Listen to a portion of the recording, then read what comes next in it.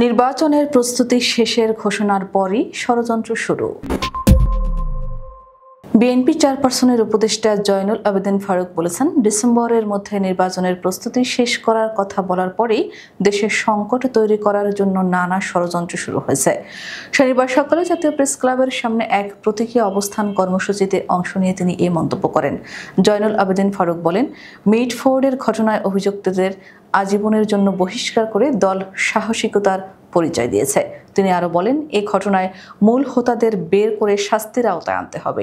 এ সময় অচিরেই জনগণের প্রতিনিধিদের কাছে ক্ষমতা হস্তান্তরের আহ্বান জানান বিএনপি চেয়ারপারসনের উপদেষ্টা।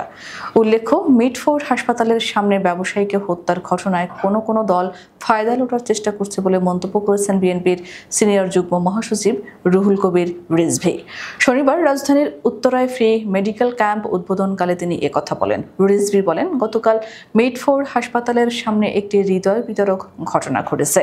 এই ঘটনায় সত্য উদ্ঘাটনের দায়িত্ব প্রশাসনের বা আইন শৃঙ্খলা বাহিনীর। এই ঘটনায় বিএনপির অঙ্গ সংগঠনের যাদের নাম পাওয়া গেছে তাদের শুক্রবার রাতে আজীবনের জন্য বহিষ্কার করা হয়েছে। তিনি বলেন, বিএনপি একটি বৃহৎ পরিবার। এর কোনো ছিদ্র পথে যদি দু একজন দুষ্কৃতিকারী ঢুকে পড়ে সেটি সবসময় খোঁজ রাখা যায় না, কিন্তু দুষ্কৃতিকারীদের কোনোভাবে যদি চিহ্নিত করা যায় তাদের বিরুদ্ধে ব্যবস্থা নিতে কার্পণ্য করে না দল বা দলের ভারপ্রাপ্ত চেয়ারম্যান তারেক রহমান।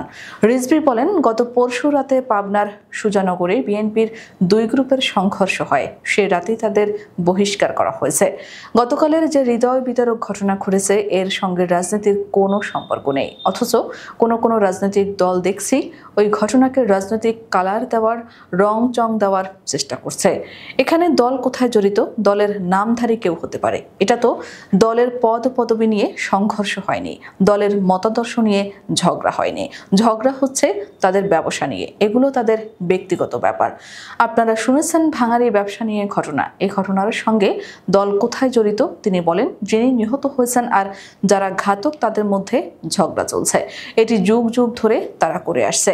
এখন পট পরিবর্তন হয়েছে, ওয়ার্ড পর্যায়ের কেউ ব্যবসার সঙ্গে জড়িত হতে পারে, যা মহানগর বা কেন্দ্রীয় নেতারা জানেন না। তবে কোনো ধরনের অপকর্ম, সংঘাত বা মানুষ হত্যায় যারা জড়িত তাদের ছাড় নেই। মাটির গভীরে গেলেও সেখান থেকে ধরে এনে এমন দৃষ্টান্ত স্থাপন করুন যাতে এ ধরনের ঘটনা না ঘটে।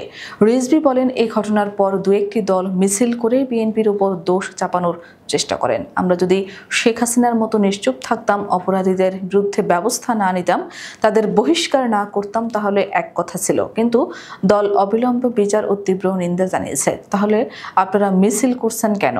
মানে একটা রাজনৈতিক ফায়দা লোটার জন্য? তিনি বলেন, আমরা আপনাদের অতীত অপকর্ম ভুলে যাইনি। আমরা ভুলে যাইনি রাজশাহী বিশ্ববিদ্যালয়, চট্টগ্রাম বিশ্ববিদ্যালয়ের ছাত্রদের কিভাবে পায়ের রক কেটেছে, কিভাবে বাসের ভেতর থেকে ছাত্রদল নেতাকে ধরে বিনোদপুর গ্রামে হত্যা করা হয়েছে। আপনাদের নৃশংসতা, আপনাদের ভয়াবহতা মানুষ ভুলে যায়নি।